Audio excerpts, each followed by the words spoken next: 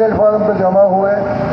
लेकिन मेरा इस प्लेटफार्म से नारा रहेगा कि हजारों चूड़ियों को शिकार करने से बेहतर है एक सांस काट लो, मुल्क की लूटी हुई दौलत को वापस लाओ, आईपीपी का फॉरेंसिक ऑडिट करके उनसे इस लूट के माल को वापस उगलवाओ।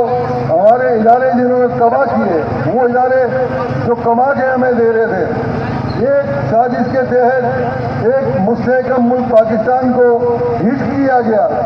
वो इकोनॉमिक हिटमैन कौन था, उसको सामने लाओ और उसका एहतसाब करो, वो दौलत को वापस लाओ कि पब्लिक को निचोड़ने से कुछ नहीं होगा।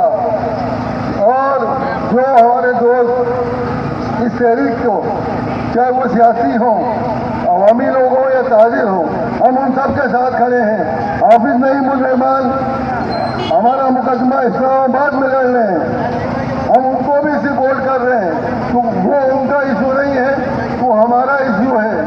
हमारे इशू पे जो भी आगे बढ़ेगा हम उसके साथ होंगे, उस